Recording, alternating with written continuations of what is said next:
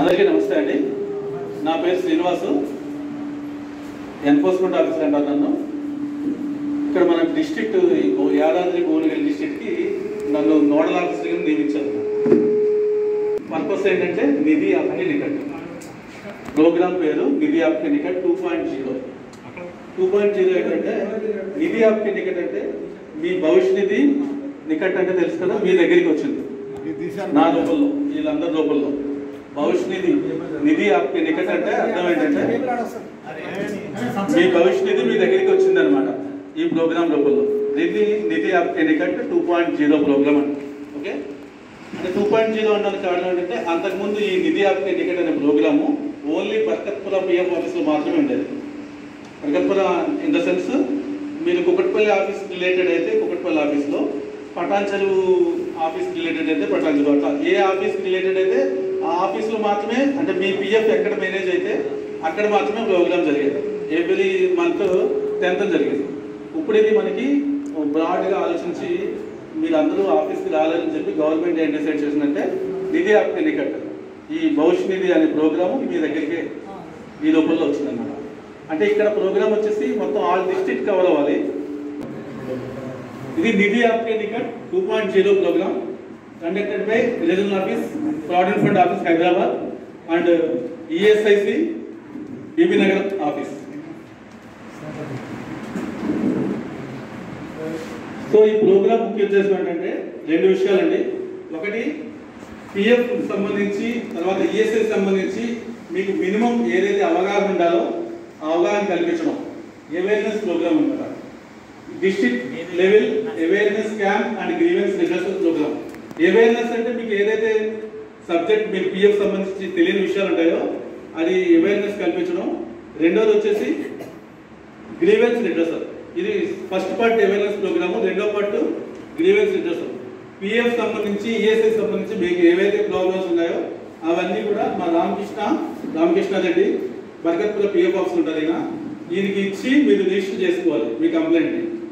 So దీనికి సంబంధించి solution కూడా మ్యాక్సిమం ఇక్కడే తీయడానికి ప్రయత్నం చేస్తాం. లేదు అంటే మీరు ఇచ్చిన ఏదైతే అప్లికేషన్ ఉందో దీన్ని మళ్ళీ ఆఫీస్ తీసుకెళ్ళి అక్కడ మనం మేనేజ్ చేస్తాం. ఈయన ఈ 15-20 రోజుల్లో మీకు సాల్వ్ చేస్తాం. ఇప్పుడు ఈ నిధి ఆప్కే నికట్లో మనకి ఫస్ట్ అవేర్నెస్ వచ్చేసి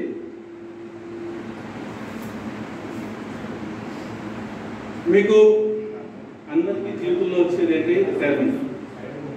ఈ రిటైర్మెంట్ లైఫ్ని ఎట్లా మేనేజ్ చేయాలి, ఈ స్కీమ్స్ లో కంటిన్యూ అవుతూ మాత్రమే మేనేజ్ చేయాలి. ఈ స్కీమ్స్ ఏవైతే ఉన్నాయో అవర్ స్కీమ్స్ 3 స్కీమ్స్ ఉన్నాయండి. సో మనకి ఇండియా వచ్చేసి వెల్ఫేర్ స్టేట్ అండి. వెల్ఫేర్ స్టేట్, సంక్షేమ రాజ్యం. వెల్ఫేర్ స్టేట్ అంటే సంక్షేమ రాజ్యం. ఈ సంక్షేమ రాజ్యంలో ఏంటంటే ఇప్పుడైతే ఫ్రీ స్కీమ్స్ పెట్టారు, కానీ 1952లో ఫ్రీ స్కీమ్స్ లేవు కదా. అంటే ఓవరాల్గా మనకి ఒక కార్మికుడి యొక్క జీవితానికి సంబంధించి వాళ్ళకి ఏమేమి ప్రాబ్లమ్స్ వస్తాయి, వాళ్ళ రిటైర్మెంట్ వరకు మనకి ఆర్థికంగా ఏ విధంగా రక్షణ కల్పించాలి. ఆర్థికంగా రక్షణ అంటే సామాజిక రక్షణ, సోషల్ సెక్యూరిటీ స్కీమ్స్ అంటారు వీటిని. సామాజిక భద్రత. సామాజిక భద్రత ఏ విధంగా ఉండాలి, మీకు ఎప్పుడైనా డబ్బులు అవసరమైనప్పుడు, ఆ డబ్బులు ఆర్థిక అవసరాలు అంటారు వీటిని. డబ్బులు ఎప్పుడైనా అవసరమైనప్పుడు మీ ఏదైతే మన గవర్నమెంట్ పథకాలు ఉన్నాయో అవి మీ ఆర్థిక అవసరాలు తీర్చే విధంగా ఉండాలి. మీకు మెయిన్ ఆర్థిక అవసరాలు ఏముంటాయండి మామూలుగా? ఒకటి, మీ ఇంట్లో ఏదైనా ఎవరికైనా సుస్థి చేస్తే అప్పుడు డబ్బులు అవసరం అవుతాయి. దానికి 68J అని మనకి లోన్ ఇస్తారు కదా, అడ్వాన్స్ ఇస్తారు. మీకు తెలిసి ఉంటే చాలామంది అప్లై చేసి ఉంటారు 68J. తర్వాత మీకు ఎప్పుడైనా ఇంట్లో పిల్లలకి మ్యారేజ్ అయినా లేదా పోస్ట్ మెట్రికల్ ఎడ్యుకేషన్ అయినా కూడా మీకు ఇందులోంచి పిఎఫ్లోంచి విత్డ్రా చేసుకోవచ్చు. నెక్స్ట్, మీరు ఎప్పుడైనా ఇల్లు కట్టుకోవాలన్నా, ఒక సైట్ కొనుక్కోవాలన్నా దీని ద్వారా మేనేజ్ చేసుకోవచ్చు. ఇంకొకటి పెన్షన్ స్కీమ్. పెన్షన్ స్కీమ్ వచ్చేసి 10 సంవత్సరాలు మనకి సర్వీస్ ఉంటే మీకు పెన్షన్ అనేది ఎలిజిబిలిటీ వస్తుంది. సో ఇక్కడ మినిమం 10 years. ఇక్కడ 3 ఏళ్ళు చేశారు, వేరే చోట 5 ఏళ్ళు చేశారు, వేరే చోట 10 ఏళ్ళు చేశారు. ఇప్పుడు యూఎన్ అని మీకు యూనివర్సల్ అకౌంట్ నెంబర్ వచ్చింది కాబట్టి ఆ అకౌంట్ నెంబర్ ద్వారా మీరు ఎక్కడికి వెళ్ళినా కానీ మీ సర్వీస్ని, అమౌంట్ని ట్రాన్స్ఫర్ చేసుకోవచ్చు. ఇది పెన్షన్ స్కీమ్. మొత్తం 3 స్కీమ్స్. ఒకటి employees provident fund scheme 1952, 2 employees pension scheme 1995, 3 employees deposit linked insurance scheme 1976. ఒక్కొక్క దాని గురించి మళ్ళీ డీటెయిల్గా చెప్తాను. ముందైతే ఈ 3 స్కీమ్స్ ఉన్నాయి. గవర్నమెంట్ ఆఫ్ ఇండియా 1952లో మన రాజ్యాంగం స్టార్ట్ అయినప్పుడు ఈ ఎంప్లాయీస్ ప్రావిడెంట్ ఫండ్ అనేది స్టార్ట్ చేయడం జరిగింది. ఎందుకంటే మనది ఇండియన్ గవర్నమెంట్ వెల్ఫేర్ స్టేట్. ప్రతి కార్మికుడికి సామాజిక భద్రత కల్పించాలి అనే ఉద్దేశంతో మాత్రమే ఎంప్లాయీస్ ప్రావిడెంట్ ఫండ్ యాక్ట్ అనేది వచ్చింది 1952లో. Employees provident fund and miscellaneous provisions act 1952 అని ప్రవేశపెట్టడం జరిగింది. ఆ యాక్ట్ ద్వారా మనకి 3 స్కీమ్స్ అందించడం జరిగింది గవర్నమెంట్. ఒకటి చెప్పాను కదా, employees provident fund scheme 1952, employees pension scheme 1995, employees deposit linked insurance scheme 1976. ఈ 3 స్కీమ్స్ ఆ విధంగా వచ్చినాయండి. ఎందుకంటే ఏ కార్మికుడు కూడా తన ఆర్థిక అవసరాల కోసం మేనేజ్మెంట్ మీద ఆధారపడకూడదు, అట్లా అని చెప్పి గవర్నమెంట్ మీద ఆధారపడే పరిస్థితి ఆ రోజుల్లో లేదు. ఈ రోజైతే మనకి ఉచిత పథకాలు వచ్చినాయి, కానీ ఆ రోజుల్లో అవి మేనేజ్ చేసే అంత గవర్నమెంట్ పటిష్టంగా లేవు. అప్పుడు ఓన్లీ మీ బాధ్యత అంతా కూడా ఎంప్లాయీకి అప్పచెప్పారు. ఏ విధంగా మీరు ఒక 12% మీరు కంట్రిబ్యూట్ చేసుకుంటే, అలానే మేనేజ్మెంట్ కూడా 12% కంట్రిబ్యూట్ చేసుకుంటే మీ రిటైర్మెంట్ అవసరాలు, మీ జీవితంలో వచ్చే ఆర్థిక అవసరాలు దీని ద్వారా తీరుతాయి. ఈ పర్పస్లోనే మనకి ఈ స్కీమ్స్ అన్నీ రావడం జరిగింది. అంటే ఖచ్చితంగా మీ రిటైర్మెంట్కి కానీ మీ ఆర్థిక అవసరాలు కానీ ఫస్ట్ బాధ్యత వచ్చేస్తుంది మీరే. మీ వచ్చే 100% శాలరీలో 12% శాలరీని దీనికి కంట్రిబ్యూట్ చేయాల్సి ఉంటుంది. అట్లానే గవర్నమెంట్ కూడా స్కీమ్స్ అయితే మేనేజ్ చేయగలరు, కానీ ఫండింగ్ చేసే కెపాసిటీ అప్పట్లో లేదు. కాబట్టి వాళ్ళు ఏం చేశారంటే గవర్నమెంట్ బాధ్యతని మేనేజ్మెంట్కి అప్పచెప్పారు. 12% వాళ్ళు కూడా ఇవ్వడం ద్వారా 24% అయింది. ఒక 0.5% ఈడిఎల్ఐ ఇన్సూరెన్స్ స్కీమ్ సంబంధించిన కంట్రిబ్యూషన్ ఉంటుంది. ఇంకొక 0.5% మన ఫండ్ మేనేజ్ చేయడానికి, ఈపీఎఫ్ఓ మేనేజ్ చేయడానికి అడ్మిన్ ఛార్జెస్ ఉంటాయి. ఈ విధంగా ఒక ఎంప్లాయీకి సంబంధించి ఒక 10,000 శాలరీ ఉంటే 2,500 రూపాయలు మీ తరపున వీళ్ళ తరపున మొత్తం మీద గవర్నమెంట్కి వెళ్తాయి, 2,500. ఓకే, ఆ విధంగా ఈ ఫండ్ని మన మేనేజ్ చేస్తూ వస్తుంది గవర్నమెంట్. సో ఇక్కడ వచ్చేసి మనకి ఈ 3 స్కీమ్స్లో బెనిఫిట్స్ అయితే తెలిసింది కదండి, ఏమేమి ఉంటాయో మళ్ళీ నేను చెప్తాను, ఎక్స్ప్లెయిన్ చేస్తాను.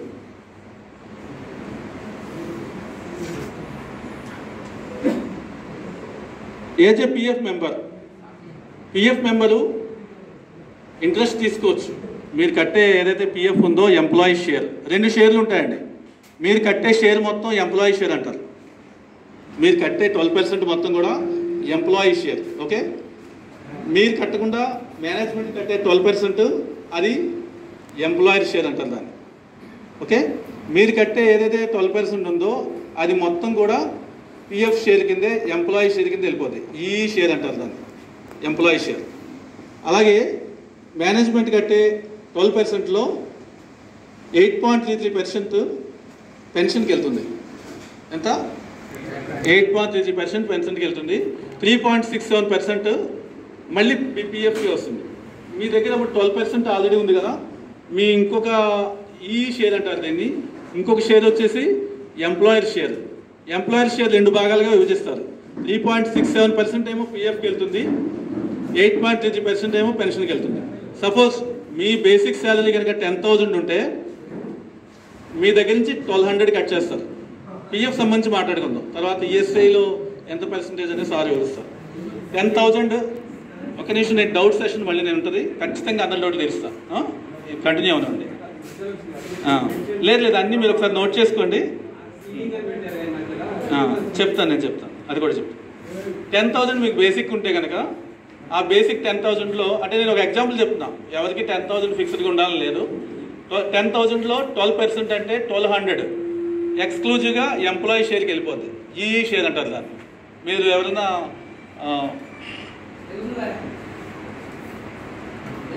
మీరు ఎవరైనా డౌన్లోడ్ చేసుకుంటే పాస్బుక్ మీకు తెలుస్తుంది, ఈ షేర్ ఎంప్లాయీ షేర్ అని ఉంటుంది, అది 1,200. సో ఎంప్లాయీ షేర్ వచ్చేసి 10,000లో 1,200. ఓకే, ఆ 1,200లో 3.67% పిఎఫ్కి వెళ్ళిపోద్ది. ఇది కూడా ఎంప్లాయర్ షేర్ ఇది. ఓకే, తర్వాత ఎంప్లాయర్ షేర్ ప్యూర్గా పెన్షన్కి వెళ్ళేది 8.33%. ఓకే, అంటే 833 రూపీస్. 10,000లో మీ 1,200 ఎంప్లాయీ షేర్కి వెళ్తాయి. ఎంప్లాయర్ షేర్ ఏదైతే 1,200 ఉందో అందులో 8.33% అంటే 833 రూపీస్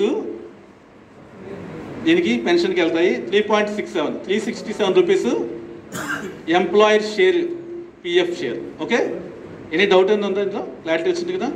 ఒక 10,000 మాత్రం చెప్పాను ఎగ్జాంపుల్ మీరు. తర్వాత ఈ పిఎఫ్ మనకి టోటల్ వేజెస్ మీద మనకి అందరికీ కవర్ అవుతుందండి పిఎఫ్ అనేది. పిఎఫ్ ఎవరో కవర్ అవుతుందంటే సమాజంలో ఉన్న లోయర్ వర్గాలు ఎవరైతే ఉన్నారో, అంటే మినిమం 15,000 బేసిక్ ఉన్న వాళ్ళకి మాత్రమే. అంటే గ్రాస్ శాలరీ మేబీ ఎక్కువ ఉండొచ్చు, బేసిక్ 15,000 మించి ఉంటే పిఎఫ్ కవర్ చేయాల్సిన అవసరం లేదు మేనేజ్మెంట్కి. ఓకే, 15,000 బిలో బేసిక్ ఉన్నవాళ్ళు మాత్రమే పిఎఫ్లో కవర్ అవుతారు. కానీ వన్స్ పిఎఫ్లో కవర్ అయిన తర్వాత వాళ్ళకి సపోజ్ మీరు జాయిన్ అయినప్పుడు మీ శాలరీ వచ్చేసి 16,000 ఎంతో ఉంది. అందులో హెచ్ఆర్ఏ ఇలా అలవెన్స్లు పోను మిగతాది బేసిక్ 9,000 ఉందనుకోండి.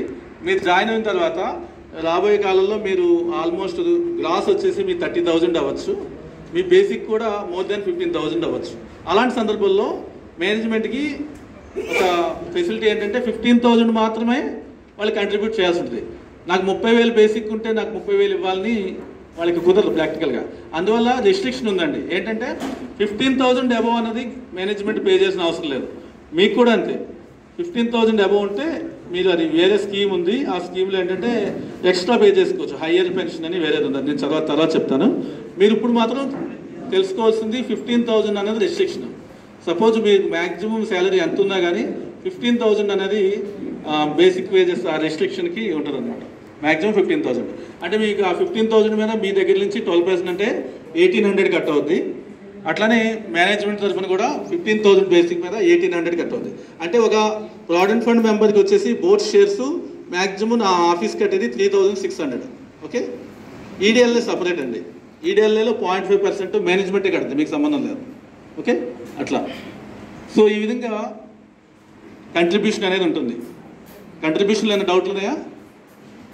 12%. 10,000కి ఎంతో చెప్పాను, మ్యాక్సిమం లిమిట్ వచ్చేసి 15,000 అని చెప్పడం జరిగింది. Any doubt? నెక్స్ట్ లెవెల్కి వెళ్దాం. 3 స్కీమ్స్లో ఫస్ట్ స్కీమ్ వచ్చేసి ఎంప్లాయీస్ పెన్షన్ స్కీమ్ 1952. ఈ స్కీమ్లో మనకి వచ్చేది ఏంటంటే మీరు ఏదైతే మంత్లీ కంట్రిబ్యూషన్ కడతారో ఆ కంట్రిబ్యూషన్ సంబంధించిన పూర్తి అమౌంట్ ఏదైతే ఉందో మంత్ వైజ్ అది మీ అకౌంట్కి జమ అవుతూ ఉంటుంది. పూర్వం ఏం చేసేవారంటే ఈ యూనివర్సల్ అకౌంట్ రాకముందు మీకు ఎలా చేసేవారంటే ఇయర్లీ మీరు ఎంతైతే కడతారో అదంతా ఒకసారి ఇయర్ వైజ్ అకౌంట్స్ చేసేవారు ఆఫీస్లో. ఇప్పుడు అట్లాంటిది ఏం లేదు, ఇయర్ వైజ్ అకౌంట్స్ అవుతున్నాయి. కానీ మీకు ఏ మంత్ కా మంత్ మీ కంట్రిబ్యూషన్ ఎంత, మీ ఇంట్రెస్ట్ ఎంత మీ పాస్బుక్లో తెలుసుకోవచ్చు మీరు ఏ మంత్ కా మంత్. సో ఈ విధంగా ఆన్లైన్లో అవడం వల్ల ఒక మీకు బెనిఫిట్ అన్నమాట. ఆన్లైన్ అయిపోవడం వల్ల బెనిఫిట్ ఏమైందంటే ఏ మంత్ కా మంత్ మీ పిఎఫ్ అకౌంట్లో ఎంత జమ అయిందో మీరు తెలుసుకోవచ్చు. So okay,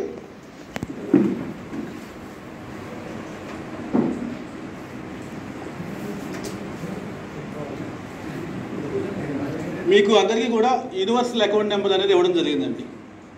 provident fund member ఎవరైతే ఉన్నారో వాళ్ళందరికీ కూడా యూనివర్సల్ అకౌంట్ నెంబర్ అని ఇవ్వడం జరిగింది. యూనివర్సల్ అకౌంట్ నెంబర్లో మీరు ఎక్కడ సర్వీస్ చేసినా ప్రీమియర్ ఎక్స్క్లూజివ్స్లో ఇక్కడ ఉన్నారు, ఆల్మోస్ట్ మీరు అందరూ కూడా మోర్ దాన్ 10 years సర్వీస్ ఉన్న వాళ్ళు అనుకుంటున్నాను ఇక్కడ. ఓకేనా? చాలా సంవత్సరాలు ఉన్నారు కాబట్టి ఓకే. కొన్ని ఇప్పుడు చిన్న కంపెనీలు ఉంటాయి, సెక్యూరిటీ ఏజెన్సీస్ కానీ లేకపోతే స్కూల్స్, కాలేజెస్, ఇట్లా కొన్ని హాస్పిటల్స్ వీటిలో కంటిన్యూస్గా రెగ్యులర్గా పనిచేయరు. 2 years పనిచేస్తే పెద్ద గొప్ప. అక్కడ 2 yearsకి 3 yearsకి వాళ్ళు ఎంప్లాయ్మెంట్ మారిపోతుంటారు. కొంతమంది సాఫ్ట్వేర్లో కూడా హైయర్ శాలరీస్ కోసం ఈరోజు 6 lakhs ప్యాకేజ్ అయితే 8 lakhsకి, 8 lakhs ప్యాకేజ్ అయితే 10 lakhsకి, 10 lakhs అయితే 18 lakhsకి, 15 lakhsకి అట్లా నెక్స్ట్ ప్యాకేజ్కి వెళ్ళడం కోసం చెప్పి కంపెనీ మారిపోతుంటారు. వాళ్ళకి ఈ యూఎన్ అనేది చాలా ఉపయోగపడుతుంది, యూనివర్సల్ అకౌంట్ నెంబర్. ఏ విధంగా అంటే మీరు సిస్టంలో ఒకసారి యూనివర్సల్ అకౌంట్ నెంబర్ వస్తే మీరు ఏ కంపెనీకి వెళ్ళినా సరే, మీరు కంపెనీకి వెళ్ళి మారేటప్పుడు మీరు అక్కడ కొత్త కంపెనీలో ఈ యూనివర్సల్ అకౌంట్ నెంబర్ మీరు ఇచ్చినట్లయితే నెక్స్ట్ మంత్ నుంచి మీ పిఎఫ్ అనేది అక్కడ వాళ్ళు ఆ యూనివర్సల్ అకౌంట్ నెంబర్లో కట్టడం జరుగుతుంది. మీరు చేయాల్సిన పని ఏంటంటే మీ లాగిన్లోకి వెళ్ళి మీ అకౌంట్ని ట్రాన్స్ఫర్ చేసుకోవాలి. ఇప్పుడు ఆటో ట్రాన్స్ఫర్స్ కూడా వస్తున్నాయి. సో ఎప్పుడైతే పాత ఏదైతే ఉన్నాయో కొంతమందికి ఏంటంటే కేవైసీ అప్డేట్ కాని వాళ్ళకి, అలాంటి వాళ్ళకి, పాత వాళ్ళకి మీరే ట్రాన్స్ఫర్ చేసుకోవాల్సి వస్తుంది. ఇప్పుడు కొత్త దాంట్లో ఏంటంటే ఈఎన్ ఎవరైతే కేవైసీతో అప్డేట్ లింక్ అయిందో, కేవైసీ అంటే ఆధారు, బ్యాంక్ అకౌంట్ నెంబరు, ఇవన్నీ మీకు లింక్ అయి ఉంటే, పాన్ నెంబర్తో కనుక మీకు లింక్ అయి ఉంటే మీ యూఎన్ అకౌంట్ నెంబరు, మీరు ఆటో ట్రాన్స్ఫర్స్ కూడా జరుగుతున్నాయి. మీరు ఇక్కడ 2 years పనిచేశారు, మళ్ళీ వేరే చోట మారిపోయారు, ఆటో ట్రాన్స్ఫర్ కూడా అవుతుంది. సో లేదు అంటే మీరు పాత ఎవరైతే అకౌంట్స్ ఉన్నాయో వాళ్ళు కేవైసీ అప్డేట్ చేసుకుని వాళ్ళందరూ కూడా మీ అకౌంట్ని కొత్త అకౌంట్కి ట్రాన్స్ఫర్ చేసుకోవాల్సి ఉంటుంది. ఆ విధంగా మనం 10 years సర్వీస్ని ముందు మేనేజ్ చేసుకోవాలి, తర్వాత 15 years 20 years సర్వీస్ని మేనేజ్ చేసుకోవాలి. ఎందుకని ఇక్కడ 3 సంవత్సరాలు పనిచేశారు, లేదా 5 ఏళ్ళు పనిచేశారు, 10 ఏళ్ళు పనిచేశారు, నెక్స్ట్ సర్వీస్ మీకు సర్వీస్ యాడ్ అవ్వాలి ఈఎన్కి, అప్పుడే మీరు ఫుల్ పెన్షన్ అనేది తీసుకోవడం జరుగుతుంది. ఓకే, సో ఈ విధంగా ఎంప్లాయీస్ ప్రావిడెంట్ ఫండ్ స్కీమ్లో మీ జమైన అమౌంట్ని మీరు ఖచ్చితంగా ట్రాన్స్ఫర్ చేసుకోవాలి. దీనికి సంబంధించి గవర్నమెంట్ ఇచ్చే బెనిఫిట్ ఏంటంటే 8.25 ఇంట్రెస్ట్ ఇస్తుందండి present. This is the highest interest rate provided by the all financial institutions. మనకి భారతదేశంలో ఉన్న అన్ని financial institutions, post office, banks, తర్వాత ఏవైతే ఫినాన్షియల్ ఇన్స్టిట్యూషన్స్ ఉన్నాయో గవర్నమెంట్ సంబంధించి హైయెస్ట్ రేట్ ఆఫ్ ఇంట్రెస్ట్ మన ప్రావిడెంట్ ఫండ్ ఆఫీస్ నుంచే ఇవ్వడం జరుగుతుంది. ఓకే, పోస్ట్ ఆఫీస్లో కూడా ఆల్మోస్ట్ 7 ఎంత ఉంది, బ్యాంక్స్ కూడా 7.5 ఇస్తున్నాయి. మన పిఎఫ్లో వచ్చేసి 8.25% హైయెస్ట్ రేట్ ఆఫ్ ఇంట్రెస్ట్ అనేది ఇస్తున్నారు. సో ఇది మీకు మోస్ట్ బెనిఫిషియల్ అండి. మీరు అందరూ కూడా దయచేసి నా పర్సనల్ రిక్వెస్ట్ ఏంటంటే మీరు ఏ చిన్న అవసరానికి కూడా పిఎఫ్ని తీయొద్దండి, పెద్ద అవసరాలు మాత్రమే ఉపయోగించుకోండి. మీరు ఇప్పుడు కామన్గా ఇప్పుడు మనకి ఆన్లైన్ ఫెసిలిటీ వచ్చిన తర్వాత మీరు చేసే కామన్ మిస్టేక్ అన్నో అవసరం ఏదైనా చేస్తున్నవి మనకి అవసరం కాబట్టి తీసుకోవడం తప్పలేదు. కానీ మీరెంతవరకు మీరు మేనేజ్ చేసుకోవడానికి ప్రయత్నం చేయండి మీ అమౌంట్ని. ఎట్లా అంటే సపోజ్ 10,000 ఉన్నాయి, 15,000 ఉన్నాయి, లేదా 1 lakh ఉన్నాయి. ఫస్ట్ దాని వైపు చూడొద్దండి. దాని వైపు చూస్తే మీరు ఏం చేస్తారంటే తీయండి, నాకు ఒంట్లో బాగుందని చెప్పండి, 68 పారా 68J ఉంది, ఏదన్నా ఒంట్లో బాగుందని చెప్తే ఆటోమేటిక్గా మీరు పెట్టుకోవచ్చు. మీ 6 months మినిమం వేజెస్ కాల్కులేట్ చేసి సిస్టమ్ ఆటోమేటిక్గా మీకు అమౌంట్ రిలీజ్ చేయడం జరుగుతుంది. ఇట్లా చేయడం వల్ల ఏంటంటే మీ ఎంప్లాయీ షేర్లు మీరు 0 చేసేసుకుంటున్నారు. కోవిడ్లో కూడా అడ్వాన్స్లు ఇచ్చారు మన వాళ్ళు, చాలామంది తీసుకున్నారు, చాలామంది తీసుకోలేని వాళ్ళు కూడా ఉన్నారు. తీసుకోకుండా ఉంటే మీకు అడ్వాంటేజ్ ఏంటంటే మీ ఫండ్ అనేది జమ అవుతుంది మంచిగా. మీ పిల్లల పెళ్ళిళ్ళకి మీకు కావాల్సిన సందర్భంలో ఉంది. లాస్ట్ ఆప్షన్ అయితే తీసుకోండి, నేను తీసుకోని చెప్పను. మీ పిల్లల పెళ్ళిళ్ళకి 5 లక్షలకి అవసరం అవుతుంది, మీ ఎంప్లాయీ షేర్లో 10 లక్షలు ఉన్నాయి, ఖచ్చితంగా మీరు 5 లక్షలు డ్రా చేసుకోవచ్చు, 50% డ్రా చేసుకోవచ్చు. పారా 68K కింద మీ పిల్లల పెళ్ళిళ్ళకి మీ దగ్గర ఎంప్లాయీ షేర్లో అంటే టోటల్గా 20 లక్షలు ఉండొచ్చు, మీ ఎంప్లాయీ షేర్లో 10 లక్షలు ఉన్నాయనుకోండి, 5 లక్షల అమౌంట్ని మీరు 50% ఆఫ్ యువర్ ఎంప్లాయీ షేర్ని డ్రా చేసుకోవచ్చు మీ పిల్లల పెళ్ళిళ్ళ కోసం, లేదా సిస్టర్ మ్యారేజ్, లేదా ఓన్ మ్యారేజ్. కొంతమంది ఉంటారు కదా 20లో జాయిన్ అయ్యి 30లో పెళ్లి చేసుకుంటారు, వాళ్ళ మ్యారేజ్ కూడా అంత అమౌంట్ జమ అవుతుంది, అంటే మధ్య మధ్యలో విత్డ్రా చేయకుండా ఉంటాయి. సో అందువల్ల నా పర్సనల్ రిక్వెస్ట్ ఏంటంటే మీరు మ్యాక్సిమం ఈ అమౌంట్ని విత్డ్రా చేసుకోకుండా ఉండడానికి ప్రయత్నం చేయండి, సో దట్ ఇట్లా పెద్ద అమౌంట్లు వస్తాయి. అట్లానే పోస్ట్ మెట్రికులేషన్ ఎడ్యుకేషన్ ఎట్లా మీ పిల్లల పెళ్ళిళ్ళకి ఎలా తీసుకుంటున్నారో అదేవిధంగా పోస్ట్ మెట్రిక్ ఎడ్యుకేషన్కి కూడా same benefit. 50% of your employee share మనకి ఈ స్కీమ్ నుంచి ఇవ్వడం జరుగుతుంది. ఓకే, ఇది కూడా మీరు మ్యాక్సిమం మిగతా సందర్భాల్లో మీరు విత్డ్రా చేసుకోకుండా ఉంటే ఈ ఎంప్లాయీ షేర్ ఏదైతే 50% ఉందో అర్జెంట్ అవసరం ఉన్నప్పుడు ఖచ్చితంగా ఉపయోగించుకోవచ్చు. ఓకే, ఇది పారా 68K అండి. ఇది 50% ఆఫ్ ఎంప్లాయీ షేర్ది మీరు అర్జెంట్ అవసరాలు ఉన్నప్పుడు డ్రా చేసుకోవచ్చు. దీనికి మినిమం సర్వీస్ వచ్చేసి 7 years ఉండాలండి. 7 years సర్వీస్ ఉన్నప్పుడు మాత్రమే మీకు ఎలిజిబిలిటీ ఉంది ఈ మ్యారేజ్కి కానీ తర్వాత ఈ పోస్ట్ మెట్రికులేషన్ ఎడ్యుకేషన్ కానీ. దీనికి సంబంధించి ఇంకొక క్లాజ్ ఏంటంటే 3 times మాత్రమే తీసుకోవచ్చు మీ సర్వీస్లో. సో మీకు 2 పిల్లలు ఉన్నారు, 2 సార్లు తీసుకుంటారు, లేకపోతే సిస్టర్ ఉన్నారు, 1 సారి తీసుకుంటారు, అంతే, అంతవరకే. 4th టైం 68K తీసుకోలేదండి మీరు, వేరే అడ్వాన్స్ ట్రై చేయాలి మీరు డబ్బులు అవసరం అయితే. సో ఇంకోటి ఏంటంటే 68J ఫస్ట్ చెప్పుకున్నాం, ఏదైనా సిక్ అయినప్పుడు మీరు తీసుకోవచ్చు, దానికి 6 months మీ బేసిక్ శాలరీ ఇస్తారు. ఓకే, రెండోది వచ్చేసి 68K marriage and post matriculation education. Okay, మూడోది వచ్చేసి ఇది ఎక్స్క్లూజివ్ అండి, purchase of plot, purchase of construction of house, construction of flat, construction of individual house. ఈ విధంగా మీ గృహ అవసరాలకు సంబంధించి ఏదైతే అవసరాలు ఉన్నాయో దాన్ని ఈ రూపంలో తెచ్చుకోవచ్చు. మీకు మినిమం సర్వీస్ 5 years ఉండాలండి. పర్చేజ్ ఆఫ్ ప్లాట్ అయితే 24 into basic wages, purchase of flat లేదా కన్స్ట్రక్షన్ ఆఫ్ హౌస్కి అయితే 36 times into 36 into basic wages, అంత అమౌంట్ మీకు ఇవ్వడం జరుగుతుంది మ్యాక్సిమం. సో మీ గృహ అవసరాలకు సంబంధించి పిఎఫ్లో విత్డ్రా చేసుకోవచ్చండి. ఇది చేసుకోవాలంటే ముందు మీరు ఎప్పుడు కూడా విత్డ్రా చేసుకుండా ఉండాలి మ్యాక్సిమం, సో దట్ మీకు ఎక్కువ అమౌంట్ జమ అవుద్ది. ఖచ్చితంగా మీరు ఫ్లాట్ కొనుక్కోగలరు, అట్లనే ఖచ్చితంగా ఒక ఇల్లు కట్టుకోగలరు. దీనికి సంబంధించి మినిమం సర్వీస్ 5 years ఉండాలి ఎలిజిబిలిటీ. ఇది కూడా లైఫ్ టైం ఒకసారి తీసుకోగలరు. సో చాలామంది ఏం చేస్తుంటే వాళ్ళు ₹1,00,000 అవ్వగానే పర్చేజ్ ఆఫ్ ప్లాట్ పెడతారు. సో లైఫ్లో మళ్ళీ ఎప్పుడు మీరు 68B కింద మీరు తీసుకోలేరు. దానికోసం ఏం చేయాలి, మళ్ళీ కొంతమంది రిజైన్ చేసి సర్వీస్ మానేసి పిఎఫ్ డబ్బులు తీసుకుని మళ్ళీ జాయిన్ అయ్యే సందర్భాలు కూడా ఉన్నాయి.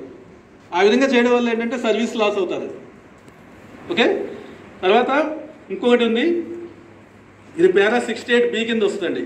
Purchase of house, purchase of plot, construction of house, para 68B అంటారు.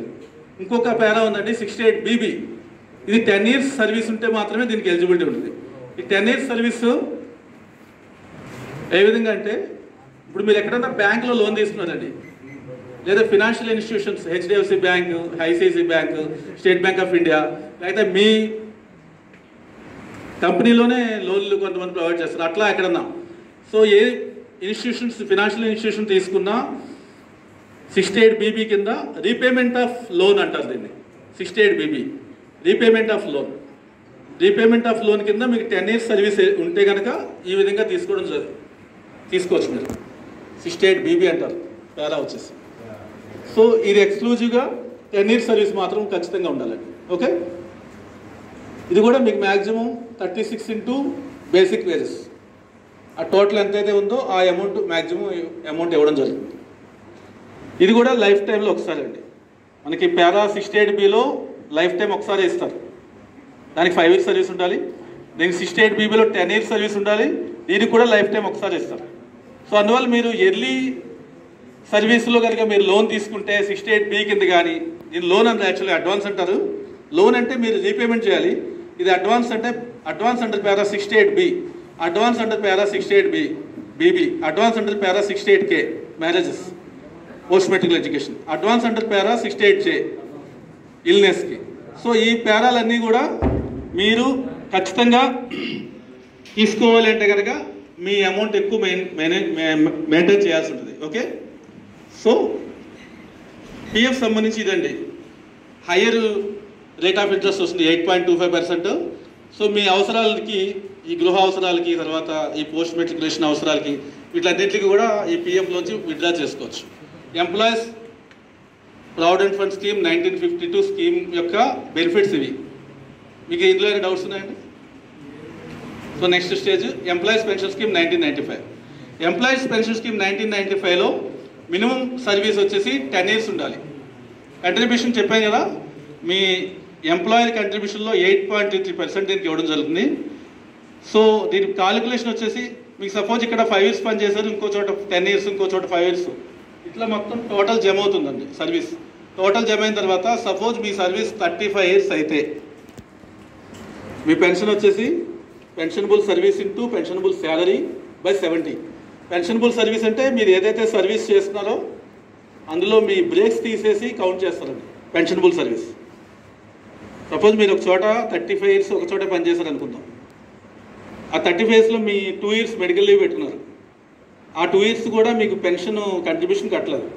అప్పుడు ఏమవుతుంది, మీ పెన్షనబుల్ సర్వీస్ వచ్చేసి 35 - 2 years మెడికల్ లీవ్ 33 years అవుతుంది. So that is pensionable service. తర్వాత పెన్షనబుల్ శాలరీ. పెన్షనబుల్ శాలరీ అంటే మీ శాలరీ బేసిక్ వచ్చేసి 35,000 ఉండొచ్చు, 40,000 ఉండొచ్చు, 20,000 ఉండొచ్చు. కానీ బేసిక్ 15,000 ఏదైతే ఉందో పెన్షన్ కాలిక్యులేషన్ దాన్ని మాత్రమే తీసుకుంటాం మనం. అది ఎంత అండి? ఇందా చెప్పుకున్నాం 15,000 మాత్రమే మనం ప్రస్తుతానికి ప్రామాణికంగా తీసుకుంటాం. మీ కంట్రిబ్యూషన్స్ కట్టింది కూడా 15,000 మీదే కదా, హైయర్ ఎంతైనా ఉండొచ్చు, కంట్రిబ్యూషన్ కట్టింది 15,000 మీద. సో ఈ విధంగా pensionable service into pensionable salary by 70. మీరు ఒకసారి కాలిక్యులేట్ చేసి చెప్పండి నాకు. మీకు 35 సంవత్సరాల సర్వీస్ ఉంది, మీ బేసిక్ శాలరీ వచ్చేసి 15,000 బై 70. కాలిక్యులేట్ చేసి పెన్షన్ ఎంతంతో చెప్పండి ఒకసారి.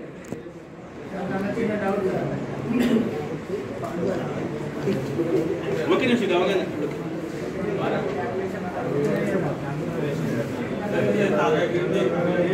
Pensionable service 35 years, pensionable salary 15,000 by 70. Me idea కోసం కాల్కులేట్ చేయమంటున్నాం. మీరు రేపు పొద్దున ఎవరికైనా చెప్పగలరు. మీరు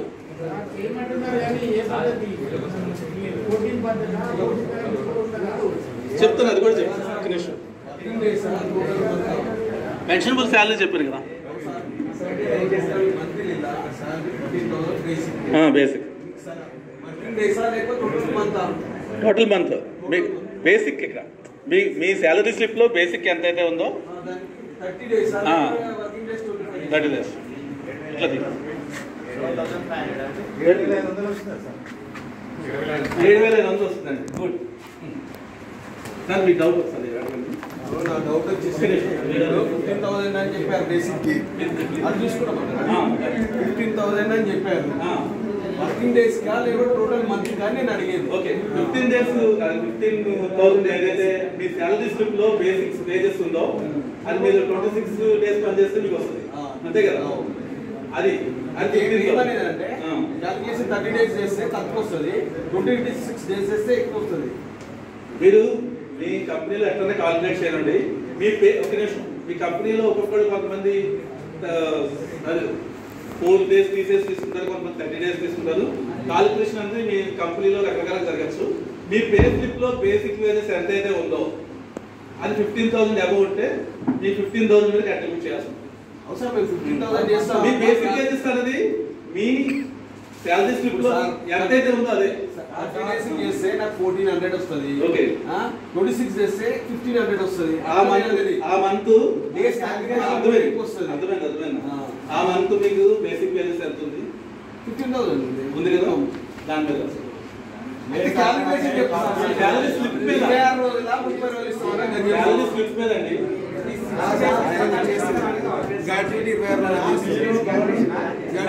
వస్తుంది మీకు అఫీషియల్ గా లేబర్ యాక్ట్ ప్రకారం 4 days అనేది మీకు లీవ్ ఉంది. 30 days కి మీరు చేసే 26 days. ఓకే, మీరు ఎక్కడైనా ఏ కంపెనీలో పని చేసినా మీరు చేసేది 30 days పని చేస్తారు, లేదా 31st days. ఓకే, మీకు మాత్రం 4 days లీవ్స్ ప్లస్ August 15 ఇలా కొన్ని అన్ని తీసేసి ఒక అక్టోబర్ లో మీకు 22 రోజులు 23 రోజులు పనిచేస్తారు. కానీ మీ శాలరీ వచ్చేసి 30 days కదా ఇస్తారు. ఓకే, ఆ మంత్ మీకు అఫీషియల్ లీవ్స్ ఉన్నప్పుడు, అఫీషియల్ లీవ్స్ మీకు ఉన్నప్పుడు బ్రేక్ అనేది ఉండదండి. మీరు ఓన్గా మానేస్తే మీ శాలరీ కట్ అయితే అప్పుడు మాత్రమే బ్రేక్ సర్వీస్ వస్తుంది. ఓకే,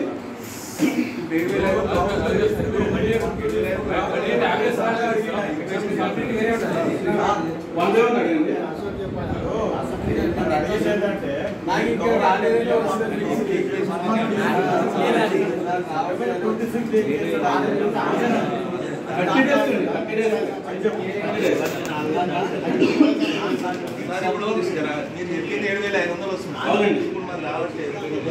అదే నేను చెప్తాను, దాని కూడా చెప్తాను. ఇక్కడ 1995 లో స్కీమ్ స్టార్ట్ అలర్ట్ కాలే, నాకు అందుకు వచ్చింది.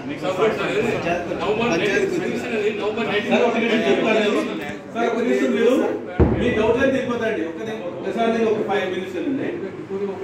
15,000 అన్నది 19/2014 నుంచి వచ్చింది. 19/2014 నుంచి వచ్చింది. నేను 7,500 చెప్పడంలో మీకు అందరికీ వస్తుంది కాదు, ఈ కాలిక్యులేషన్ ప్రకారం ఎంత వస్తుందో నేను చెప్తున్నా అంతే. 2014 తర్వాత మీకు 35 years సర్వీస్ చేస్తే 7,500 అనేది వస్తుంది. ఇంకా ముందు చేసినప్పుడు ఏమైందంటే దానికి తగ్గట్టుగానే కాలిక్యులేషన్ ఉంటుందండి. మీకు అంతకుముందు ఇప్పుడు 15,000 ఉంది కదా, 1914 కన్నా ముందు 2014 కన్నా ముందు దానికన్నా ముందు మీ 6,500 అండి బేసిక్ శాలరీ, దాని మీద కాలిక్యులేషన్ చేసేవారు.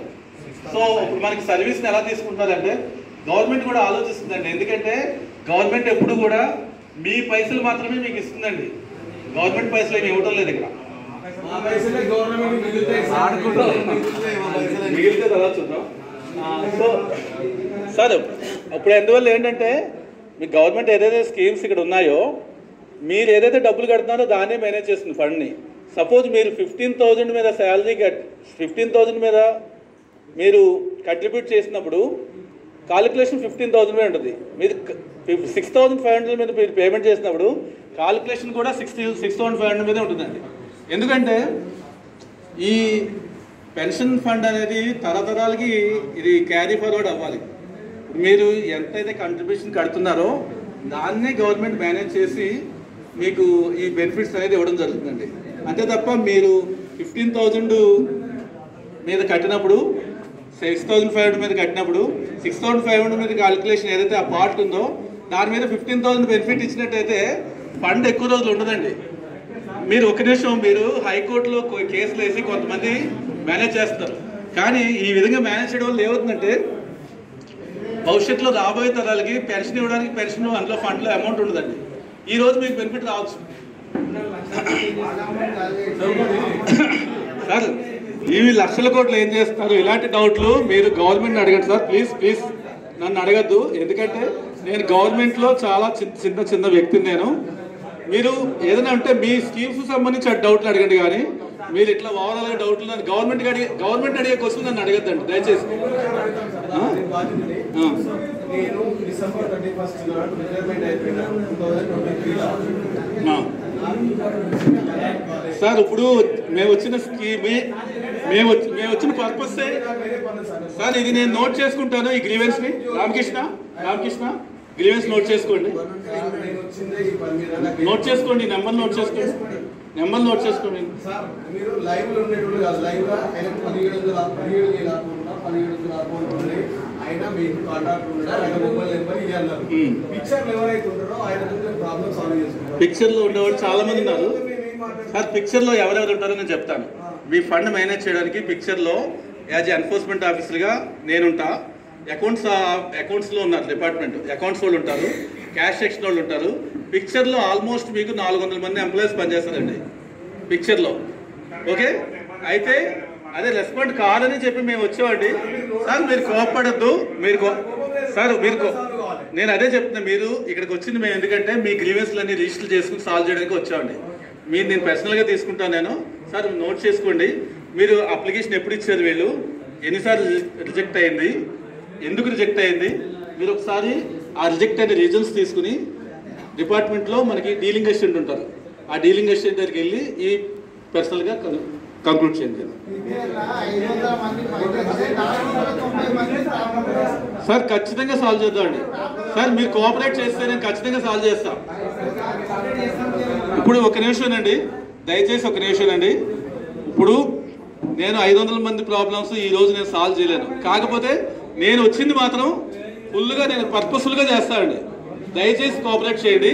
ఇగో మీరు ఈ రోజు ఎన్నైతే గ్రీవెన్స్లు అటెండ్ చేస్తారో అన్ని 1 by 1 సాల్వ్ చేయడానికి ప్రయత్నం చేస్తామండి. ఇప్పుడు మేము ఉన్నది కూడా నేను దయచేసి ఒక విషయం అర్థం చేసుకోండి. మేము ఉన్నది స్టాఫ్ చాలా షార్టేజ్ ఆఫ్ స్టాఫ్తో పనిచేస్తాం. సపోజ్ మీ ప్రొడక్షన్లో 1000 మంది స్టాఫ్ కావాలనుకోండి, 500 మంది ఉంటే ఆ బర్డెన్ అంతా మీకు పడుతుంది. అట్లానే మాకు కూడా ఉంది షార్టేజ్ ఆఫ్ స్టాఫ్తో మేము ప్రాబ్లం ఫేస్ చేస్తాం. అయినా సరే మీకు ఇబ్బంది పెట్టాం. ప్రతి ఒక్క గ్రీవెన్స్ మేము నోట్ చేసుకుంటాం. రామకృష్ణ రెడ్డి ఉన్నారు ఇక్కడ, ఆయన ప్రతి ఒక్క గ్రీవెన్స్ నోట్ చేసుకుంటారు. ఇప్పుడు కాకపోతే మీకు రాబోయే కాలంలో మీకు ఒక పర్సన్ ఇక్కడ అటాచ్ చేయడం జరుగుతుంది, బయట పర్సన్, మీ సేవా పర్సన్ అటాచ్ చేస్తాను నేను.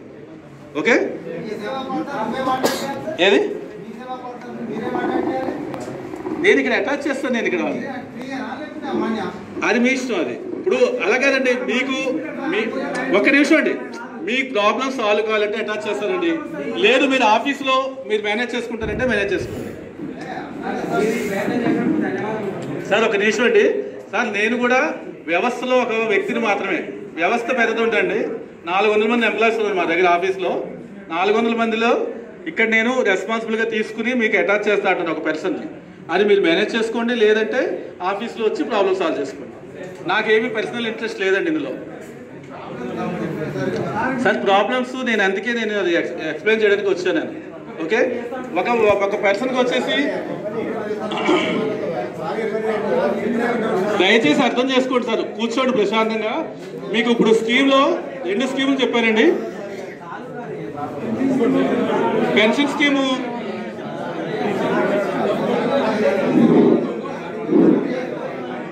సార్ 1 by 1 అడిగితే నేను ప్రతి ఒక్కటి ఆన్సర్ చేస్తానండి.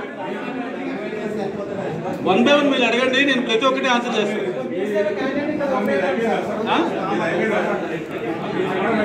అవలేదు, ఇంకా ఇంకొకటి ఉంది. ఇంకొక స్కీమ్ చెప్పేస్తానండి. Employees deposit linked insurance scheme 1976.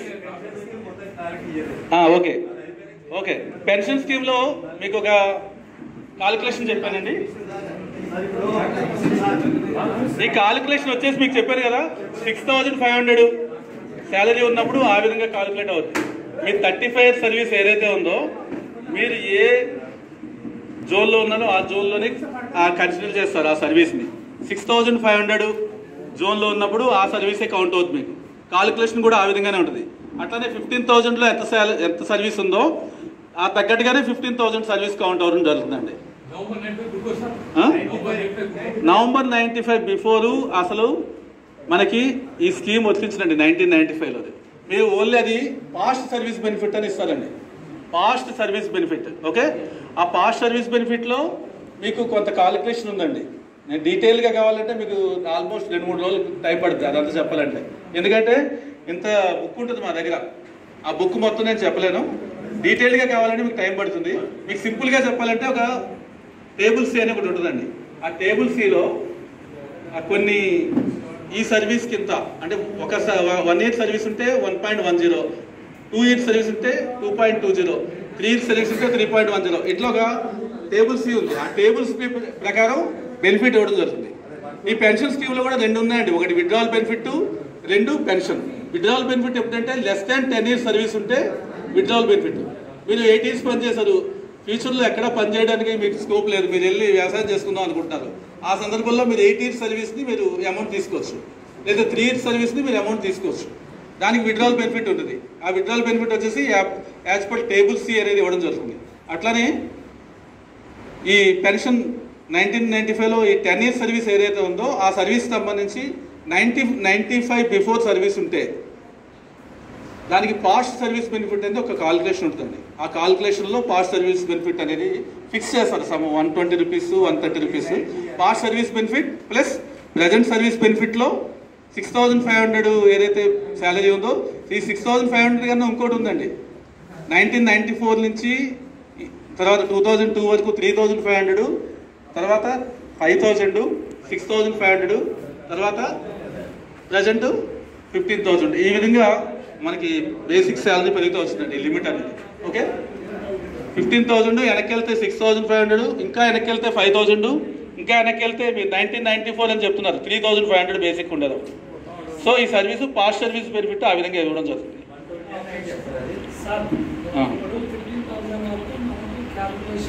Okay,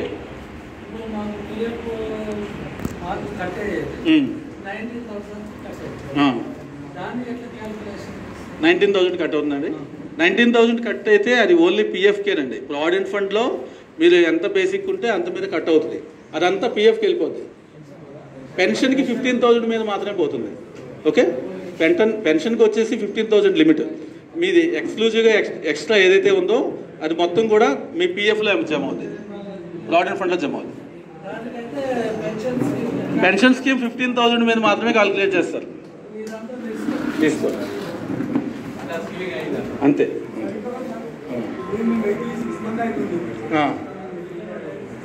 sir ఇవి గ్రీవెన్స్లు నేను రామకృష్ణారెడ్డి ఉన్నారు మీది మీ పిఎఫ్ నెంబరు మీ మొబైల్ నెంబరు అన్నీ ఆయనకి ఇవ్వండి. మీరు ఎప్పుడైతే అప్లికేషన్ పెట్టారో అది కూడా ఇవ్వండి. ఒకసారి ఆఫీస్లో వెరిఫై చేసి చెక్ చేసి చెప్తారు. మీది ఎందుకు రిటర్న్ అయిందో కూడా రీజన్ చెప్తారు మీకు. ఓకే. సో ఇంకో ముఖ్యమైన విషయం అండి, మీకు ఇప్పుడు స్కీమ్స్ అయితే అర్థమైనాయి కదా. పెన్షన్లో ఇంకేమైనా డౌట్లు ఉన్నాయా?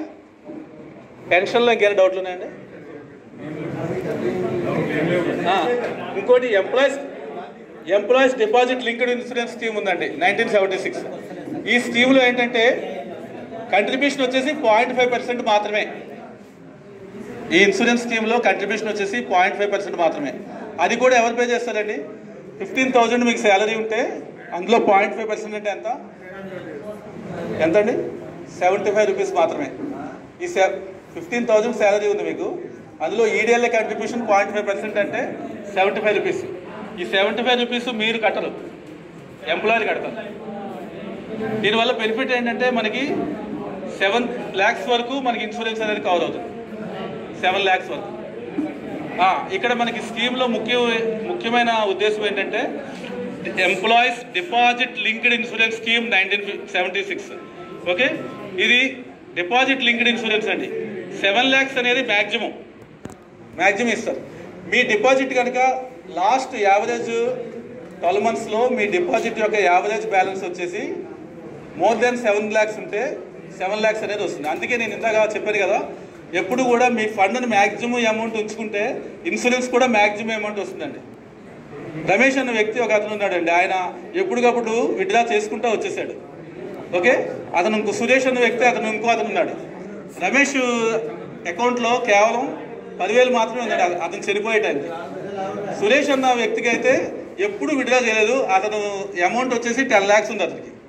సో సురేష్ అన్న వ్యక్తికి ఇద్దరు ఒకేసారి యాక్సిడెంట్లో చనిపోయారండి, రమేష్ ఫ్యామిలీకి బిలో 10,000 వస్తుంది డిపాజిట్ లింక్డ్ ఇన్సూరెన్స్ స్కీమ్లో. సురేష్కి 7 lakhs వస్తుంది వాళ్ళ ఫ్యామిలీకి. సో ఎప్పుడైతే డిపాజిట్ ఎక్కువ మెయింటైన్ చేసుకుంటే ఈ ఇన్సూరెన్స్ అనేది ఎక్కువ రావడం జరుగుతుంది. మీకు అర్థమైందా క్లారిటీ? అవును. అయితే మీరు ఇక్కడ గవర్నమెంట్ పెట్టారండి scheme, deposit linked insurance scheme. ఈ డిపాజిట్తో లింక్ అయి ఉంటుంది ఆ ఇన్సూరెన్స్ స్కీమ్ అనేది. డిపాజిట్ మీరు ఎంత మెయింటైన్ చేస్తారో మీకు బెనిఫిట్ అంత వస్తుంది. నేను ఎగ్జాంపుల్ చెప్పాను కదా. మళ్ళీ చెప్తాను ఒకసారి. రమేష్, సురేష్ ఇద్దరు వ్యక్తులు ఉన్నారండి. ఇద్దరు కలిసి ఒకసారి జాయిన్ అయ్యారు. ఓకే. ఒకసారి జాయిన్ అయ్యారు. వాళ్ళ రిటైర్మెంట్ కూడా ఒకరోజే. కాకపోతే వీళ్ళిద్దరూ కూడా రమేష్ కొద్దిగా ఎక్స్పెండిచర్ ఎక్కువ చేస్తాడు, ఎప్పటికప్పుడు పిఎఫ్ విత్డ్రా చేసుకుంటూ వెళ్ళిపోయాడు ఆయన ఇద్దరు రమేష్, సురేష్ ఒకసారి బండి మీద వెళ్తున్నారు. ఇద్దరు ఒకే యాక్సిడెంట్లో చనిపోయారండి. రమేష్ ప్రావిడెంట్ ఫండ్ అకౌంట్లో 10,000 ఉన్నాయి. అతనికి ఈ ఇన్సూరెన్స్ కింద వాళ్ళ ఫ్యామిలీకి లెస్ దెన్ 10,000 వస్తుంది. యావరేజ్ తీస్తే లెస్ దెన్ 10,000 ఉంది. అతనికి ఇన్సూరెన్స్ స్కీమ్ కింద వాళ్ళ ఫ్యామిలీకి లెస్ దెన్ 10,000 రూపీస్ వచ్చింది రమేష్ ఫ్యామిలీకి. అదే సురేష్ ఫ్యామిలీ ఆయన ఎప్పుడు ఈ రోజు వరకు విత్డ్రా చేయాలి. ఆయన ఏమనుకున్నాడంటే పిల్లల పెళ్ళిళ్ళు తర్వాత ఇల్లు కట్టుకోవడం అన్నీ ఆయన శాలరీతోనే మేనేజ్ చేసుకుంటున్నాడు, పొదుపుగా వాడుకుంటూ. ఆయన పిఎఫ్ అకౌంట్లో 10 lakhs ఉన్నాయి. ఆయన ఏమనుకున్నాడంటే రిటైర్మెంట్ లైఫ్లో ఆ మొత్తం అమౌంట్ తీసుకుని ఏదో పర్పస్ఫుల్గా వాడుకుందాం అనుకున్నాడు ఆయన. ఆ 10 lakhs ఉన్నాయి ఆయన దగ్గర. సురేష్ ఫ్యామిలీకి ఈ ఇన్సూరెన్స్ స్కీమ్ కింద 7 lakhs వస్తుంది. 10 lakhs అబౌవ్ ఉంటే మీరు వాడుకున్నా కానీ 7 lakhs అనేది బెటర్. ఈ డిపాజిట్ లింక్డ్ ఇన్సూరెన్స్ స్కీమ్ కూడా అండి ఆల్మోస్ట్ మనకి చాలా సంవత్సరాలు బట్టి ఫండ్ మేనేజ్ అవుతూ వస్తుంది. ఇది రీసెంట్గానే ఒక 4-5 సంవత్సరాలు బట్టి ఇంత ఇంప్రూవ్ అయింది. మనకి దీనికి ముందు 1,50,000 ఉండేది, 2 lakhs అయింది, 2,50,000 అయింది. తర్వాత అలా పెరుగుతూ వస్తూ ఇప్పుడు 7 lakhsకి వస్తుంది. ఎందువల్లంటే ఈ ఫండ్ ఎక్కడికి పోదండి. గవర్నమెంట్లో 1976 స్కీమ్లో ఏదైతే డిపాజిట్ ఉందో ఈడిఎల్ఐ ఫండ్స్ అట్లనే ఉంటుంది. అది మనకి చనిపోయే వ్యక్తులు పెరుగుతూ ఉంటే అది కూడా అక్కడి నుంచి ఆ ఫండ్ నుంచి వస్తూ ఉంటుంది. చనిపోయే వ్యక్తులు మనకి మేనేజ్ చేయడానికి ఆ ఫండ్లో హ్యూజ్ ఫండ్స్ ఉండడం వల్ల గవర్నమెంట్ ఏం చేసిందంటే ఈ ఫండ్స్ అన్నీ కూడా మనకి డిస్ట్రిబ్యూట్ చేయాలనే ఉద్దేశంతో 7 lakhs అనేది పెట్టడం జరిగిందండి. అంతకుముందు మనకి ఇది 2,50,000 అంత ఉండేది. అట్లా పెరుగుతూ వస్తే ఇప్పుడు ఈరోజు 7 lakhs ఉంది. ఏదండి సంబంధం కాదు, స్కీమ్ పెట్టింది సంబంధంతో. సంబంధం ఏంటని మీరు అడగద్దండి. ఆ స్కీమ్ అలా పెట్టారు, అది డిపాజిట్ లింక్డ్ ఇన్సూరెన్స్ స్కీమ్ అని పెట్టారు. 1976 నుంచి ఇదే. నేను అదే చెప్తున్నా కదా, సురేష్ రమేష్ ఎగ్జాంపుల్ చెప్పాను కదా. ఒకళ్ళు విడ్రా చేసుకుంటూ వచ్చారు, వాళ్ళ యావరేజ్ బ్యాలెన్స్ ఉందండి ఇందులో. 12 months యావరేజ్ బ్యాలెన్స్ కాలిక్యులేట్ చేస్తారు. మీరు పిఎఫ్లో మీ ప్రావిడెంట్ ఫండ్ అకౌంట్లో ఎంత అమౌంట్ ఉన్నది అన్నది కాలిక్యులేట్ చేస్తారు. యావరేజ్ ఇప్పుడు ఫస్ట్ మంత్ వచ్చేసి ఒక 10,000, సెకండ్ మంత్ మీరు అమౌంట్ కడతారు కదా, 1,000 కట్టారు, 11,000, నెక్స్ట్ మంత్ ఇంకో 1,000 కట్టారు, 12,000, ఇట్లా కడుతూ వస్తారు కదా. టోటల్గా ఏదైతే అమౌంట్ ఉందో బై 12 చేస్తారు దీన్ని. ఈ యావరేజ్ బ్యాలెన్స్ వచ్చేసి 9,000 ఉందనుకోండి, 9,000 మన బెనిఫిట్ వస్తుంది. అట్లనే యావరేజ్ బ్యాలెన్స్ హై ఉంటే మోర్ దాన్ 7 lakhs ఉందనుకోండి, మోర్ దాన్ 7 lakhs ఉంటే మోర్ దాన్ 8 lakhs ఉందనుకోండి, ఆటోమేటిక్గా యావరేజ్ 7 lakhs వచ్చేది. 7 lakhs వచ్చినప్పుడు 7 lakhs వస్తుంది.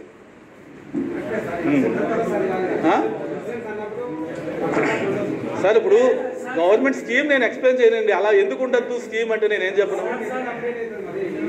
గవర్నమెంట్ని అడుగుదాం, మనం గవర్నమెంట్ని అడగాలి. ఇప్పుడు చెప్తున్నా అంటే నేను స్కీమ్లో ఉన్న ప్రావిజన్ చెప్తున్నా. సార్ స్కీమ్లో మాకు ఒక బుక్ ఇచ్చారండి, ఒక స్కీమ్లో బుక్ ఇచ్చారు. ఆ బుక్లో ఏముందో నేను అదే చెప్పగలను. గవర్నమెంట్ ఈ స్కీమ్ ఇలా ఉండకూడదు, ఇంకోలా ఉండాలి అంటే నేను దానికి ఆన్సర్ చేయలేనండి. దయచేసి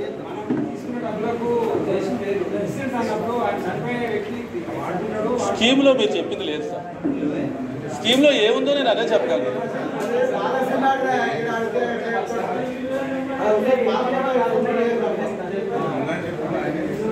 సో ఓకే కదండి, ఈడిఎల్ఐ స్కీమ్ కూడా అర్థమైంది కదా.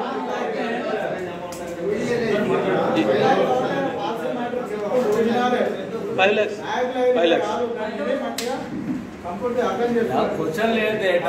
అడిగినవ్వండి సార్, అడిగినవ్వండి. వాళ్ళు కూడా క్లారిటీ ఇచ్చే కదా, అడిగినవ్వండి. ఎందుకంటే వాళ్ళ డౌట్ వాళ్ళు తప్పే లేదు, అడగచ్చు. నేను చెప్తున్నా కదా వాళ్ళకి.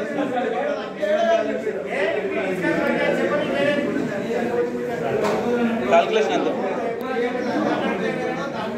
కాల్కులేషన్ చేస్తాను. అందుకే నేను ఏం చెప్తున్నా అంటే మీకు నేను రాగానే ఒక పర్సనల్ రిక్వెస్ట్ చేశా. As a being a enforcement ఆఫీసర్గా నాకున్న ఎక్స్పీరియన్స్తో నేను చెప్పేది ఏంటంటే మీ ఫండ్స్ ఎక్కువ మెయింటైన్ చేసుకోండి. అవునండి. ఇప్పుడు ఒక విషయం ఏంటంటే గవర్నమెంట్ కూడా బడ్డీనే అండి. మీరు పిఎఫ్ ఫండ్లో కనుక మీరు ఎక్కువ మెయింటైన్ చేస్తే గవర్నమెంట్ కూడా బడ్డీనే. ఏ విధంగా అంటే 8.25% మీకు ఇవ్వాలి. గవర్నమెంట్ కూడా బడ్డీనే మీరు ఎక్కువ మెయింటైన్ చేస్తే. అందుకే గవర్నమెంట్ కూడా ఈ రోజుల్లో ఏం చేసిందంటే ఫ్రీ చేసేసింది. ఇదిరు మీకు లోను అడ్వాన్స్ తీసుకోవడం చాలా కష్టంగా ఉండేది, ఇప్పుడు ఫ్రీ. మీరు ఎప్పుడు కావాలంటే ఆన్లైన్లో అప్లికేషన్ పెట్టుకుంటే వెంటనే అమౌంట్ వచ్చేస్తుంది. అంటే కొంతమందికి ఏదైతే ప్రాబ్లం ఇవ్వట్లేదు. కానీ నేను చెప్పేది ఏంటంటే మీకైతే ఫ్రీ ఉందని, ఫ్రీడమ్ ఉంది. మీరు ఎక్కువ విడ్రా చేసుకున్నప్పుడు ఇది బెనిఫిట్స్ కోల్పోతారని చెప్పడం నా ఉద్దేశం. ఓకే అండి. తర్వాత ఇంకోటి ఇంపార్టెంట్ చెప్తున్న పాయింట్, ఇప్పుడు మీకు స్కీమ్స్ గురించి ఎక్స్ప్లెయిన్ చేసాం కదా. ఈ స్కీమ్స్ బెనిఫిట్స్ తీసుకోవాలంటే మీరు చేయాల్సిన బాధ్యతలు కొన్ని ఉన్నాయండి. అది ఏంటంటే మొదటి బాధ్యత కేవైసీ అప్డేట్ చేసుకోవాలి. కేవైసీ అంటే నో యువర్ కస్టమర్ అంటారు మన బ్యాంకింగ్ భాషలో. అంటే ఆధార్లో ఏ పేరైతే ఉందో పిఎఫ్లో కూడా అదే పేరు ఉండాలి. పాన్ నెంబర్లో ఏ పేరు అయితే ఉందో పిఎఫ్లో అదే పేరు ఉండాలి. బ్యాంక్ డీటెయిల్స్లో ఏ పేరు ఉందో సేమ్ అదే పేరు మన పిఎఫ్లో ఉండాలి. ఈ 4 ప్రావిడెంట్ ఫండ్లో యూనివర్సల్ అకౌంట్ నెంబర్లో ఏదైతే నేమ్ ఉందో ఆ నేమ్లో ఏదైతే నేమ్ ఉందో అదే నేమ్ ఆధార్లో ఉండాలి, అదే నేమ్ పాన్లో ఉండాలి, అదే నేము మీ బ్యాంక్ అకౌంట్ నెంబర్ అయి ఉండాలి. ఒక సింగిల్ అక్షరం కానీ, ఒక సింగిల్ క్యారెక్టర్ కానీ, ఒక సింగిల్ స్పేస్ కానీ, కామా కానీ, ఫుల్ స్టాప్ కానీ ఏం డిఫరెన్స్ వచ్చినా ఇది తీసుకోదు మీకు. ఎందుకంటే యూఎన్ నెంబర్లో ఏదైతే నేమ్ ఉందో అది ఆధార్తో కంప్యూటర్లో అది కాల్కులేట్ చేసుకుంటుందండి, వెరిఫై చేసుకుంటుంది. మీరు యూఎన్ నెంబర్లో ఒక పేరు ఉంది, రమేష్ అట్లూరి. ఓకే, రమేష్ అట్లూరి అనే పేరు ఆధార్లో ఉంది. అదే నేమ్ తోటి మీకు పిఎఫ్లో ఉండాలి. అట్లూరి రమేష్ అని పిఎఫ్లో ఉంటే దాన్ని కరెక్షన్ చేసుకోవాల్సిందే. సో ఈ కరెక్షన్ సంబంధించి జాయింట్ డిక్లరేషన్ సబ్మిట్ చేయాల్సి ఉంటుంది. ఇప్పుడు ఈ జాయింట్ డిక్లరేషన్ కూడా ఆఫ్లైన్ లేదండి, త్రూ ఆన్లైన్ మాత్రమే సబ్మిట్ చేయాలి.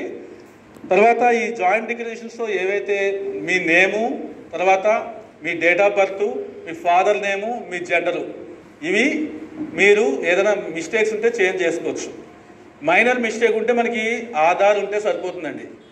ఓకే, మైనర్ మిస్టేక్స్ ఉంటే ఆధారు, తర్వాత మీ 10th క్లాస్ సర్టిఫికేట్, ఇవన్నీ మనకు సరిపోతుంది. మీరు ఎంతైతే మిస్టేక్ పెరిగిందో డాక్యుమెంట్స్ అనేవి అన్ని పెంచి ఇవ్వాల్సి ఉంటుంది. ఇప్పుడు మీకు ఆన్లైన్లో జాయింట్ డిక్లరేషన్ అనేది సబ్మిట్ చేయాలి.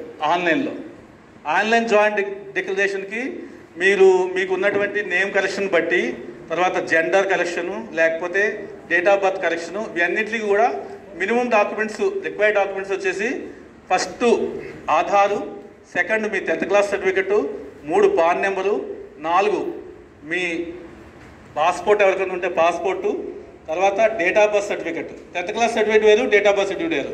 10th class certificate issued by secondary board.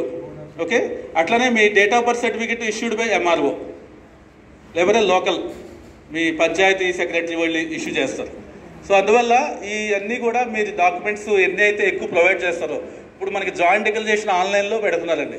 ఇప్పుడు మీరు అందరూ కూడా బాధ్యత, నేను చెప్తాను, అందరి బాధ్యత ఇప్పుడు మేనేజ్మెంట్ మీద ఎక్కువ బాధ్యత ఉంది. ఏ విధంగా అంటే, మీ ఎక్కడైతే నేమ్ కరెక్షన్స్ ఉన్నాయో మేనేజ్మెంట్ యొక్క పోర్టల్ ఉంటుంది కదా, లాగిన్, వాళ్ళ లాగిన్లోకి వెళ్ళి జాయింట్ డిక్లరేషన్ సబ్మిట్ చేయాలండి మీది. దానికి సంబంధించి మీరు చేయాల్సింది ఏంటంటే, మీ డాక్యుమెంట్స్ అన్నీ కూడా వాళ్ళకి ఇవ్వాల్సి ఉంటుంది. ఆ డాక్యుమెంట్స్ అన్నీ కూడా వాళ్ళు స్కాన్ చేసి అప్లోడ్ చేస్తారు. అప్లోడ్ చేసి వాళ్ళు ఫస్ట్ అప్రూవ్ చేయాలండి, మేనేజ్మెంట్ అప్రూవ్ చేయాలి. మీది ఏదైనా ప్రాబ్లమ్స్ ఉంటే వాళ్ళే చెప్తారు మీకు, అయ్యా 10th క్లాస్ సర్టిఫికేట్ ఇవ్వండి, తర్వాత పాస్పోర్ట్ ఇవ్వండి, లేదంటే మీ డేట్ ఆఫ్ బర్త్ సర్టిఫికేట్ ఇవ్వండి అని వాళ్ళు చెప్పినప్పుడు వాళ్ళతో మీరు సహకరించి మీరు అన్నీ ఇచ్చినట్లయితే, సార్ జాయింట్ డిక్లరేషన్ ఆన్లైన్ అయిపోయింది తెలుసు కదా మీకు. ఒక నిమిషం సార్, హెచ్ఆర్కి ఐడియా ఉంటుంది. ఒక నిమిషం, ఎంప్లాయర్ త్రూ ఎంప్లాయీ ఒక్క నిమిషం అండి. ఎంప్లాయీ, ఒక్క నిమిషం నేను చెప్తాను. ఎంప్లాయీ వాళ్ళ లాగిన్లోకి వెళ్ళి చేసుకోవచ్చు. కాకపోతే జాయింట్ డిక్లరేషన్ సబ్మిట్ చేయాల్సింది ఎంప్లాయర్. ఓకే చెప్పండి. ఎంప్లాయర్ సబ్మిట్ చేయాలండి. ఎంప్లాయర్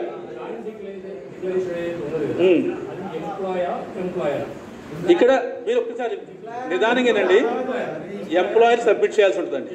ఎంప్లాయర్ సబ్మిట్ చేయాలి. మీకు చిన్న కరెక్షన్స్ అయితే, ఇక్కడ నేను చెప్పబోయేది అదే, చిన్న కరెక్షన్స్ అయితే మీరు ఆన్లైన్లో మీరే చేసుకోవచ్చు.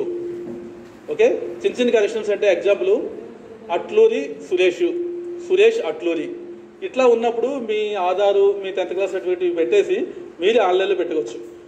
పెట్టుకున్నప్పుడు ఇది ఏమవుతుందంటే, మీరు పెట్టుకున్న అప్లికేషను ఎంప్లాయర్కి వెళ్తుంది. ఎంప్లాయర్ మీ డాక్యుమెంట్స్ని ఫిజికల్గా వెరిఫై చేస్తారు. ఇప్పుడు ఏమవుతుందంటే, మీరు అన్ని ఆఫీస్కి తీసుకొస్తుంటే ఇంతంత కట్టలో అవి ఎక్కడెక్కడ పోతున్నాయో తెలియట్లేదు. తర్వాత మేనేజ్ చేయడం కష్టంగా ఉందని చెప్పి ఇప్పుడు మన ప్రావిడెంట్ ఫండ్ హెడ్ ఆఫీస్ ఏం డిసైడ్ చేసిందంటే, ఇదంతా కూడా ఆన్లైన్ చేద్దాం. మీరు ఒక తీసుకొచ్చి ఆఫీస్లో కింద ఇస్తారు ఇన్వాల్వ్లో, అది ఎవరో మిస్ అవుతుంది అంటారు, లేదా పైకి వెళ్ళినప్పుడు మిస్ అవుతుంది అంటారు. ఇవన్నీ ప్రాబ్లమ్స్ సాల్వ్ అవ్వాలి అంటే ఆన్లైన్ చేస్తే బెస్ట్. ఇప్పుడు మీరు ఖచ్చితంగా నేను ఇవ్వలేదు అని మీరు చెప్పడానికి లేదు, మా అందలేదు అని మేము చెప్పడానికి లేదు. ఆన్లైన్లో అప్లికేషన్ ఉంటుంది మీది, దాంతోపాటు సబ్మిట్ చేసిన అన్నీ కూడా ఆన్లైన్లో ఉంటాయి. అందువల్ల మీరు ఆన్లైన్లో మీరు ఫస్ట్ అప్లై చేసుకుంటే మీది ఎంప్లాయర్ దగ్గరికి వెళ్తుంది. ఎంప్లాయర్ దగ్గరికి వెళ్ళినప్పుడు వాళ్ళు వెరిఫై చేస్తారు, మీ డాక్యుమెంట్స్ ఏదో పెట్టారో ఫిజికల్గా వాళ్ళు వెరిఫై చేస్తారు. ఒక్కొక్కసారి ఏం చేయొచ్చు, ఆ స్కాన్లో మోసం చేయొచ్చు కదా. ఆ స్కాన్ చేసేటప్పుడు నేమ్ కరెక్షన్స్ ఇవన్నీ కూడా ఇప్పుడు అంతా ఆన్లైన్లో ఎంత ఫెసిలిటీ ఉందో అంత స్కామ్స్ ఉన్నాయి. సో అందువల్ల ఆ ఫిజికల్ డాక్యుమెంట్ వాళ్ళకి చూపించాల్సి ఉంటుంది. వాళ్ళు ఒకసారి వెరిఫై చేసుకుని తర్వాత వాళ్ళు అప్రూవ్ చేస్తారు. వాళ్ళు అప్రూవ్ చేయగానే మా దగ్గరికి వస్తుందండి ఆఫీస్కి.